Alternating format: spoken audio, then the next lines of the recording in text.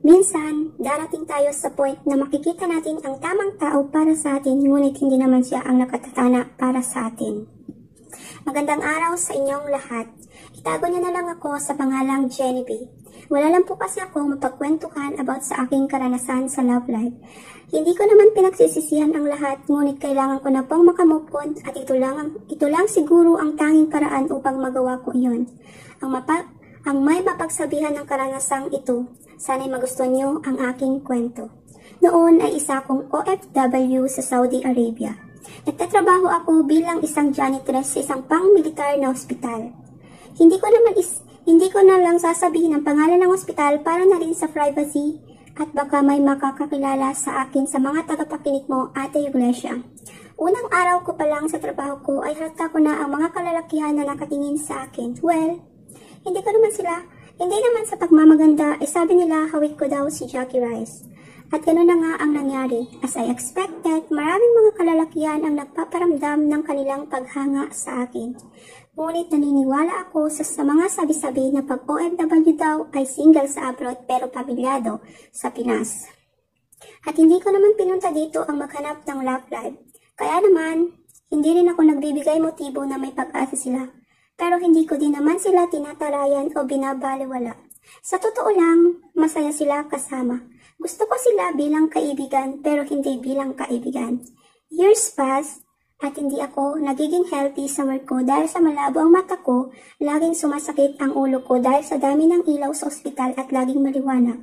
At dala na rin ang pabago-bagong schedule dahil minsan nagiging panggabi ako. Then may nagsabi sa akin na kung gusto ko daw lumipat ng department. Sa housing nga daw. By the way, yung housing department po pala ay yung nag-aasikaso sa mga accommodation na tinutuluyan ng mga empleyado ng aming kumpanya. Kumbaga, pabahay ni Mayor. Back to the story, at sinubukan kong lumipat sa housing department. At hindi rin naman nagtagal at tinanggap naman nila ako. At doon na nagsimula ang aking kwento. Sa una, Ate Iglesia, ay halos parehas lang ang senaryo sa ospital dahil ang mga kalalakihan doon ay nagpapahawatik din na gusto nila ako. Ngunit as I said before, hindi ako nag-abroad para humanap ng karelasyon. Nabalitaan ko din na lahat sila ay may mga asawa na at yung iba ay kasama nila dito ang asawa nila. Hindi naman sila mapilit. Pero lagi nilang pinaparamdam sa akin na gusto nila ako. Katulad ng mga kalalakihan sa ospital ay ganoon din ang pakikitungo ko sa kanila. A month later, may isang lalaki ang aking nakita sa aming opisina. Inakala ko na bagong empleyado siya, pero nagulat ako sa kanyang sinabi nang makita niya ako. Tinanong niya ako kung ako pa daw ang bagong house mother. Sumagot ako ng oo. Tapos ay tumalikot na siya at nagtimpla ng kape. Nasabi ko nilang sa isip ko, napakasuplado naman itong lalaking ito. Naintriga talaga ako, Ate Iglesia, kung sino ba talaga ang lalaking iyon. Kaya naman ay sinubaybayan ko siya habang nagtatrabaho kami. Napansin naman ang kasama kong si Raima na kanina pa ako nakatingin sa lalaking iyon. At tinanong ko siya kung sino iyon. Sinagot niya ako na iyon daw ay si Yuri. Isa din sa mga ka-department namin. Ngayon mo lang pala siya nakita, no? Sabi pa ni Raima sa akin. Sabi ko ay oo, kaya hindi ko siya kilala. Ate Iglesia, mabait naman daw si Yuri. Yun nga lang ay may pagkatahimik siya. Pero pag kinakausap mo naman daw siya ay makikipag-usap naman siya sa iyo. At magaling din daw siya sa mga gadget. Kaya kung may problema daw ako sa gadget like sa cellphone or mga application, ay lumapit lang daw ako kay Yuri. Pahabol pa ni Raima. Simula nang nakita ko si Yuri ay dito na siya lagi na-assign ay lagi ko na rin siyang nakakausap at napakasimple niyang tao. Yung tipong isang tanong, isang sagot lamang siya. Pero minsan naririnig ko naman siyang nagkikwento sa mga katrabaho namin na mga nangyayari sa trabaho. Pero hindi ko maalis ang tingin ko kay Yuri, Ate Iglesia. Dahil siguro sa lahat ng kawork naming lalaki ay siya lang ang snap sa beauty ko. Hindi ko naman gustong mabighani silang lahat sa akin pero iba talaga si Yuri. Simula noon ay nagayos na ako ng sarili, yung tipong parang lagi akong may lakad. At napansin naman ito ng mga katrabaho namin at sinabihan ako na bakit ako nagpapaganda pa ay maganda naman daw ako.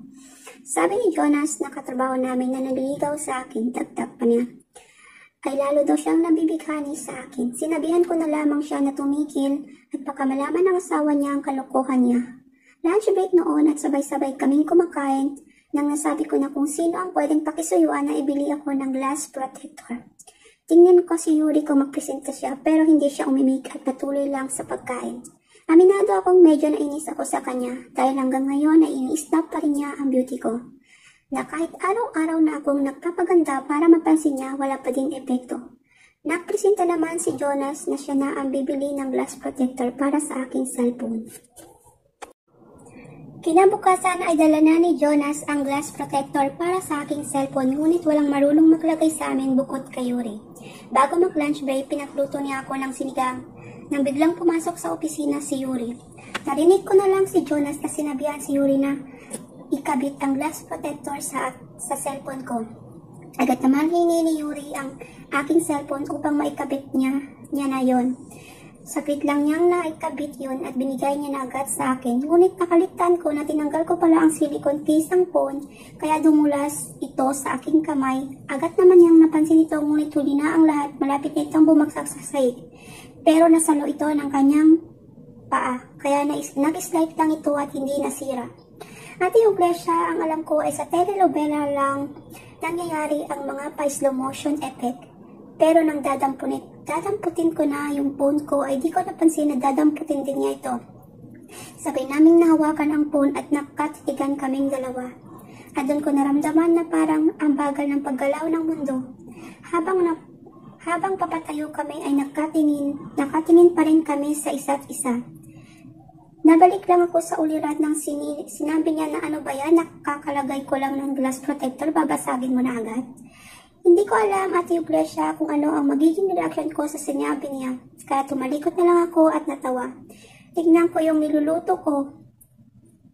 Ramdam ko na namumula ako dahil sa nangyaring iyon. Pagkatapos noon ay nakita ko si Yuri na nakaupo at nagkakalikot ng kanyang phone pero nakahawak ito sa kanyang paa na paraang hinihilot ito. Lalo tuloy akong nahiya sa nangyari dahil kahit hindi niya pakita na nasasaktan siya ay alam kong masakit yun. Kaya naman ng oras ng kakain na kami ay tinabihan ko siya at ako na rin ang nagsandok ng kakainin niya. Para kahit papano ay makabawi ako sa nangyari. Pero parang wala lang din sa kanya ang lahat at ganun pa din ang pakikitungo niya sa akin. Kaya bago sila umuwi ay kinausap ko si Yuri para na rin tanungin kung okay na ba yung paa niya. Okay lang naman daw siya at wag ko daw alalahanin ang nangyari at pahabol pa niya na siya daw ang dahilan kung bakit nangyari yon. Mas lalo po akong nahiya sa kanya nang sabihin niya ako na kung may damage daw yung phone, ay siya na ang bahalang magpaayos at siya na rin ang magbayad ng pagpapaayos. Total naman daw ay siya ang nakabagsak dito. At doon na kami nagsimulang maging close ni Yuri. Tinanong ko siya kung paano ko siya makontak if ever may tanong ako about sa gadgets. Napalitan kami ng contact number. Na ikinatuwa ko dahil sa wakas ay napansin din niya ako. Pati Facebook Messenger ay nagpalitan din kami. Pero hindi sa Facebook mismo dahil ayaw ko dahil hindi ko pa siya masyadong kilala, baka may magalit. Weeks pass at yung Iglesia ay lalo kaming napalapit sa isa't isa at napakagaan ng pakiramdam ko pag siya ang kausap ko. Tila kaya kong sabihin lahat ng problema ko sa kanya ng ganon na lang. At hindi nahihiyang mag-open up sa kanya at nakakatanggap din ako ng mga magagandang payo. Minsan nga naisip ko na hindi lang siya basta kaibigan ko, minsan ay iniisip ko na siya ang partner in life ko, kahit na wala naman kaming relasyon. At sa sobrang close namin ay nahahalata na ng iba naming ka-work, lalo na si Raima, ngunit hindi ko yun pinansin dahil wala naman talaga kaming ginagawang masama. Na-assign sa ibang compound si Yuri, pero malapit lang din dito sa aming compound. Ang sabi niya ay 2 buwan daw siya doon at hindi na ma-assign dito sa amin at mag-stay in pa siya doon. Na mga panahong iyon ay madalas sa chat na lang kami nagkakausap at hindi na kami nagkita. Dahil hindi na siya dito sa amin na sana pakiramdam ko naging agresibo ang mga manliligaw sa akin kaya kagaya ni Jonas na nakikisuyo ako sa kanya ay hiningi ng kapalit tulad ng punta daw ako sa bahay niya dahil nasa Pinas daw ang asawa niya at nagbabakasyon. At minsan pa ay hihingi ng halik. Tinatawagan ko si Yuri at nasabi ang mga nangyayari. At grabe ang tawa niya. Pero natigilan siya nang sabihin ko hindi ako para maging isang mistress. Sabi ko, paano na tong gandang to gagawing kabit? Oo, lalo tayo may problema sa pera. Pero hindi po ako desperada. Naramdaman ko ang bigla niyang pagtahimik nang sinabi ko ang mga katagang iyon. Pero pagkatapos ko namang sabihin ang mga iyon ay bumanat lang siya sa akin ng grabe, pang drama queen ang pet ng ate mo, sabay tawa ng malakas. Kaya natawa na din ako. Iba talaga pag si Yuri nagbitaw ng joke sa akin na kahit napaka-corny natatawa talaga ako. Nagtataka na si Raima na ano ba talaga ang meron kami ni Yuri. Sinabi ko na magkaibigan lang talaga kami at sinabi niya din na may asawa na si Yuri kaya wag akong masyadong lumapit sa kanya dahil napapansin daw niya na parang may something na sa amin na agad ko naman ding tinanggi. Sabi ko kay Raima na magaan lang ang loob ko sa kanya at napaka-comfortable akong kasama siya at kausap. At sumang-ayon naman si Raima na ganun din ang pakiramdam niya kay Yuri, na madali daw magsabi ng kahit anong pag si Yuri ang nasabihan. Pero binaraan pa din niya ako na mag-ingat daw ako at baka ma-fall in love ako kay Yuri. Pero, Ate Iglesia, pakiramdam ko ay huli na ang lahat.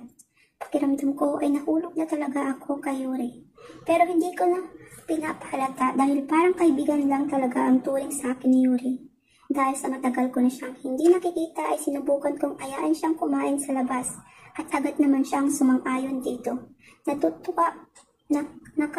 Nakatutuwa pa nang nasa resto na kami ay yung pagbabayad ng order namin dahil sabay kaming nagabot ng pambayad.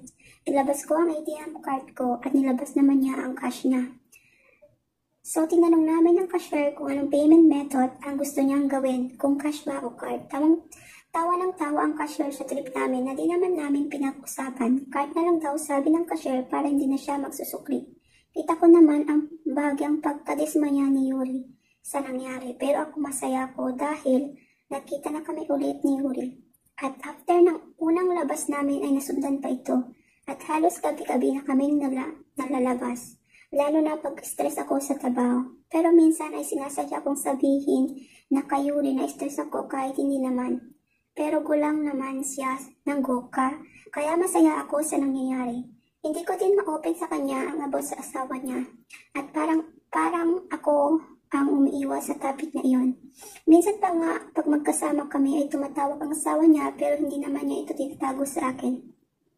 At sinasabi pa nga niya sa asawa niya na magkasama kaming dalawa. At mukhang okay naman yun sa asawa niya, kaya mas lalo akong naging komportable na kasama siya. Natapos ang 2 months at binalik na siya sa compound namin at laking tuwa ko na lagi ko na ulit siyang makikita at makakasama sa work. Nagtataka lang po ako, Kuya Mox, dahil sa lahat ng naninigaw sa akin ay halos ka-close ko din niya mapaglagay tuwing rest day ay lagi siyang nag-imbita at siya ang priority na kasama. At parang siya ang leader ng mga ito, pero hindi ko na din iyon masyadong inisip dahil masaya na akong kasama siya. Lumabas din kami together with our co-workers at ilan sa mga nanligaw sa akin at sumamas naman ako dahil kasama lagi si Yuri. Dahil alam ko na walang masamang mangyayari sa akin. Dahil feeling ko ay protektado ako pagkasama ko si Yuri. Minsan, Ate Iglesia, ay nanonood ako sa YouTube ng mga senyales na may gusto sa iyo ang isang lalaki at minsan pa ay sinubukan ko ito kay Yuri. One time ay niyaya ko siya sa aking kwarto at kaming dalawa lang ang nandoon. Nagpatulong ako sa kanya ayusin ang aking laptop pero wala namang masamang nangyari at laptop lang talaga ang inayos niya. So I am a failure sa unang test na ginawa ko sa kanya. Mag 5 years na ako dito sa Saudi na mag-message sa akin ang dati kong kaibigan na kung gusto ko daw lumipat sa Finland. Mas mataas daw ang sahod doon at hindi toxic ang mga kasama. Nagtanong naman ako kay Yuri if i-grab ko ang isang magandang oportunidad na iyon.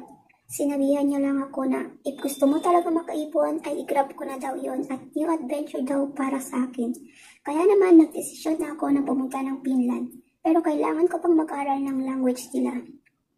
Hindi naman naging problema ang pag-aaral dahil na rin sa tulong ni Yuri. Siya kasi ang nagtutulong sa akin upang makabisado ko agad ng mga lesson. Kahit alam ko na hindi niya rin alam ang mga lesson ay ginagawa niya lahat ng makakaya niya. Madalas nga kaming dalawa lang sa room ko at nag-study. Pero study lang talaga ang nangyari. Para lang siyang isang ama na sumusuporta sa pangarap ng anak niya. Hindi ko nga alam kung ano talaga ang mararamdaman ko sa kanya dahil minsan para siyang bata sa mga pagbibiro niya at minsan naman ay para siyang matanda kung magpayo. At parang walang mali siya sa kanya kapag magkasama kami sa kwarto. Lumipas ang mga araw at nakapasa ako sa language class. At naglalakat na ako ng mga requirements papuntang Finland at si Yuri pa din ang tumutulong sa akin, hindi man sa pinansyal pero sa kung paano gagawin sa mga fill out ng mga form online dahil mababa ang pasensya ko sa mga technical na bagay. Siya din ang nag-print at nag-scan ng mga documents ko. Iba kasi talaga ang pasensya ng taong to, yung tipong kahit ngayon lang niya na-counter ang problemang kinakaharap ko ay pilit niyang ginagawan ng solusyon. At ang maganda pa sa ginawa niya ay hindi natapos ang araw na ito na hindi namin natatapos ang dapat naming tapusin. Kahit nasa call lang ako nagpapaliwanag sa kanya ay madalas hindi ko maidetalye ng maayos ang problema ay nagagawa niya pa din ng paraan. Dahilan ng lalo kong pagkahulog sa kanya. Pero wala talaga Ate Iglesia. Hanggang kaibigan lang talaga ako sa kanya. Kaya naman naisipan kong mag-boyfriend na. Baka sakaling magselos siya at umamin ng nararamdaman niya. Yung naging boyfriend ko Ate Iglesia ay kababata ko din. Na sa Finland din nag-work. At siya din ang nagsabi sa akin na doon na lang ako mag-work. Hindi naman siya mahirap mahalin dahil mabait siya at walang pamilya. Patagal-tagal ko na rin naman siyang kakilala at matagal na din naman siyang nanliligaw sa akin. Okay naman ang relasyon namin ni Christian. Pinakilala ko kung pa nga si Yuri sa kanya para na rin malaman ko kung seloso ba si Christian at kung ano ang magiging reaksyon ni Yuri pag nalaman niya na may boyfriend na ako. Sa ginawa ko ay nalaman ko na okay naman si Christian, hindi naman pala siya seloso. Pero ang nakapagpapataka ay si Yuri. Oo Ate Iglesia, iba ang naging reaksyon ni Yuri nang nag-usap na sila. Parang awkward siya kausap si Christian.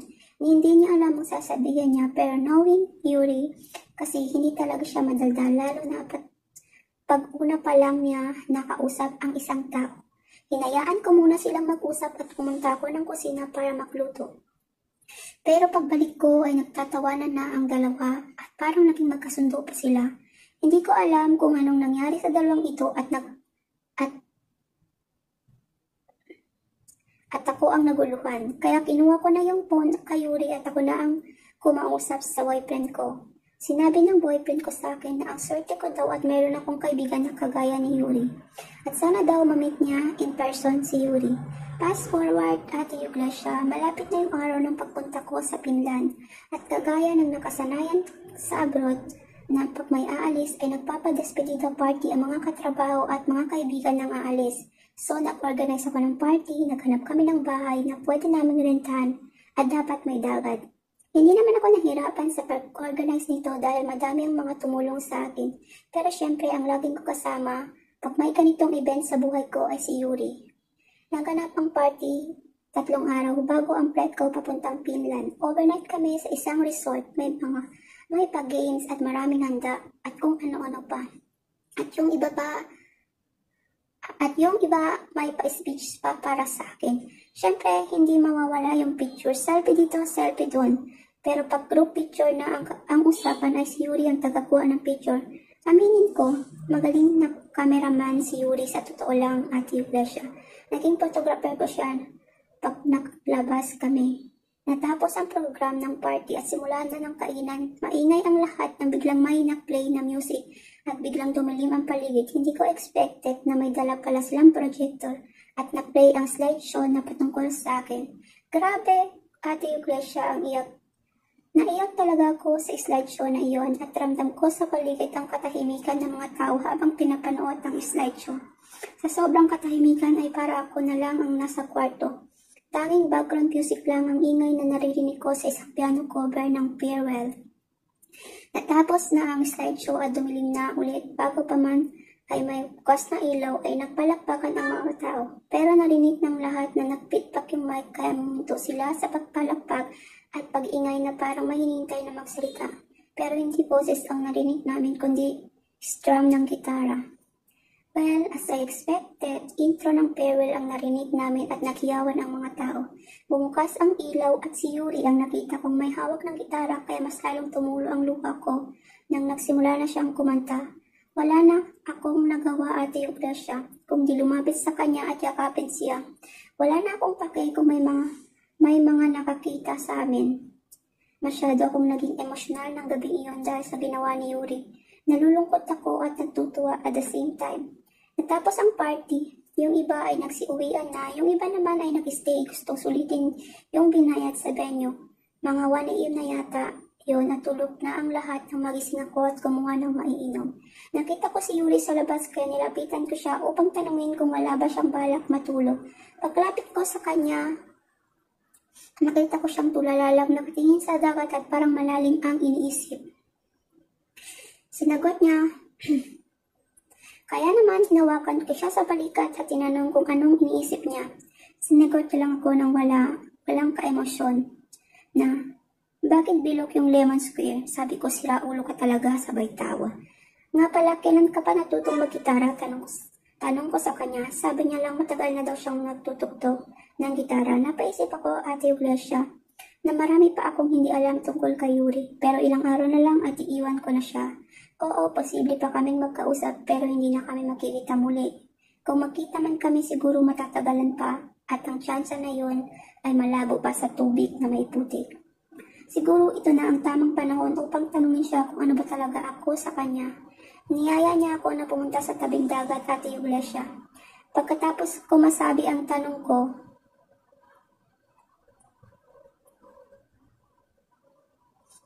ay tahimik lang siya, kaya naman kinakulit ko siyang sagutin ang tinanong ko sa kanya. Pero nanatili siyang tahimik hanggang sa nakarating kami sa tabing dagat. Mayroon doon isang cottage at doon kami naupo. Lumapit siya sa akin at sinabing, nang una pa lang kitang nakita, gusto na kita. Pero una sa lahat, may asawa na ako. Pangalawa, ililigawan ka ng ilan sa mga kaibigan ko. Ayoko naman na ikaw pang maging dahilan ng pagtatalo-talo namin. Nang sabihin niya yon, Ate Iglesia, ay natulala na lang ako at nakatitig lang sa kanya. Pero napalupa ako nang sabihin pa niya sa akin na minsan sinabi ko na ang gandang ito gagawing kabit. Parang gusto kong sampalin ang sarili ko, Ate Iglesia, sa mga narinig ko. Gusto kong sabihin ang tanga ko naman, wala akong nagawa, Ate Iglesia, kung hindi yakapin siya. Sinabi ko na ang nararamdaman ko para sa kanya na hindi applicable yung sinabi ko na yun pagdating sa kanya. Gustong gusto kita, Yuri. Pero heto tayo ngayon, nag-aaminan ng nararamdaman sa huling 3 araw na posible tayong magkasama. Sabi ko sa kanya habang naluluwa. Pero nakatingin lang siya sa akin na paano? Yung boyfriend mo. Alam ko naman na magiging masaya ka din sa kanya at hindi sa tulad ko na may sabit na. Sinabihan ko siya na oo, magiging masaya ako sa kanya after ng lahat ng ito. Pero hindi kita makakalimutan, sana ganun ka din. Sumagot siya ng oo at parang may naputulak sa akin na halikan si Yuri.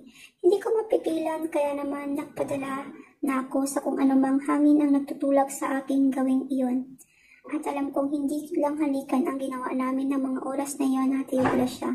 Nagising na lang ako na nasa loob na ako ng kwarto sa tinutuluyan namin pero wala na akong katabi. Kaya dali-dali akong nagpalit ng damit at lumabas ng kwarto. At nakita ko mga kasama namin sa may sala nag-ready na para maligo sa dagat. Pero hindi ko pa nakikita si Yuri. Kaya pinagtanong ko kung nasaan siya. Lumabas naman siya ng kusina, may dalang kape at inalok pa niya ako. Nakatingin lang ako sa kanya na parang nagtatanong kung anong nangyari. Parang wala lang, balik lang siya sa normal na parang normal na araw lang sa kanya ang lahat. Lumapit siya sa akin at muli akong tinanong kung gusto ko daw ba ng kape. Nabalik ako sa ulirat na makita ko yung baso ng kape na malapit sa akin. Hahawakan ko na sana yung baso pero bigyan iniwas at sinabing pagtitimpla kita at huwag mong agawin ng kape ko. Natawa ako sa sinabi niya dahil nakalimutan ko na yun nga pala ang isa sa mga pinakaayaw niya ang makiinom sa kape niya. So pinagtimpla niya ako ng kape pero wala pa din siyang sinasabi about sa nangyari kagabi. So tinanong ko na talaga siya pero bago pa man ako makapagsalita ay nagsayo sa akin na huwag magsalita at nagets ko na agad dahil ayaw niya din may makaalam na iba kung ano ang nangyari. Nag-chat siya sa akin kahit magkalapit lang kami. Sabi niya sa chat na may nangyari nga daw sa amin at di niya sinasadya. Nadala lang siya ng bugso ng damdamin at kung sino man daw ang may kasalanan ay siya daw yun. Sinabi ko sa kanya na nadala lang din ako kaya okay lang. At least alam ko na may gusto ka din sa akin. At hindi lang ako ang may gusto sa'yo. At tapos na yun, ay nag-swimming na kami at nakapakasaya na parang walang nangyari. Wala ding nakakaalam sa mga cowork namin. Nagsiuwian na kami at halos din na kami nakapag-usap ni Yuri dahil na din sa pagod. Araw ng flight ko, pinapunta ko si Yuri dito sa bahay para tulungan ako sa paghanda ng ibang gamit ko na hindi ko pa nailagay sa maleta. At nakisuyo na din ako sa kanya na siya nang makatid sa akin sa airport. Aga pa kaming natapos sa pag-impake ng aking mga gamit kaya may oras pa kami para sulitin ang isa't isa. Medyo naging emosyonal din kami dahil sa paghihiwalay namin kaya naman hindi na namin napigilan ang bukso ng aming damdamin na muling ay may mangyari sa amin at sa lubos ko namang ikinasaya. Tapos noon ay inihatid na niya ako sa airport. Nagsabihan na kami ng huling paalam at goodbye kiss bago ako tuluyang pumasok sa airport. Nang makaalis na siya ay magkausap pa din kami sa video call hanggang sa makalipat na ang eroplano. Nakarating ako sa Finland at nakita ko na ang boyfriend kong si Christian. At ngayon ay magkasama na kami nang una ay nagigilty pa ako dahil pagdating ko sa Finland ay si Yuri agad ang bukang bibig ni Christian. Mga ilang araw din ang lumipas ng pamamalagi ko dito sa Finland ay parang may kakaiba akong nararamdaman. Parang may nagbabago sa aking katawan at napag-alam ko na buntis pala ako. Hindi ko ikakaila na may nangyayari din sa amin ni Christian, pero sigurado akong hindi sa kanya ang dinadala ko. Pero ang alam ni Christian ay sa kanya ito at labis-labis ang kanyang saya at nagyaya pang magpakasal agad daw kami. Sabi ko magpakasal kami pagkatapos kong gumaling sa panganganak. Sumang-ayon naman siya at agad na pinaalam din kay Yuri ang plano namin magpakasal. At niyaya pa niya si Yuri dito sa Finland na din magtrabaho pero sabi ni Yuri ay may iba siyang plano. Pero kung mag-fail daw ang plan niya ay baka ang Finland ang plan B niya. Hindi ko din pinaalam kay Yuri na kanya ang batang dinadala ko. Bihira ko na din kamustuhin si Yuri at ganun din naman siya sa akin pero guilty pa din ako dahil na din siguro na wala akong mapagsabihan ng mga nangyari. Ngayon na Iglesia ay nalalapit na ang kasal namin ni Christian kaya naman kailangan ko nang makamove on about kay Yuri at siguro ituring niya na lang ito bilang isang confession. Happy naman kami ni Christian kasama ang aming baby girl na pinangalanan namin Cheska. Dahil na din ito kay Yuri dahil ang pangalang Cheska ay isa sa mga in-game name niya kapag babae ang karakter na gamit niya. Hanggang dito na lamang po. More power. Sana magustuhan nyo ang aking kwento. Salamat po. Ang inyong taga-subaybay, Jenny B. Sa'yo, Jenny B, sana maging masaya kayo ni Christian kasama ang anak mong si Cheska. Sana masabi mo rin kay Christian ang totoo pati na rin kay Yuri para mas maging maayos ang inyong pagsasama. God bless sa inyo, Jenny B and Christian. Maraming salamat sa pag-share ng story and sa mga viewers ko. Sana magustuhan niyo po ang story ni Jenny B. Maraming salamat po. God bless.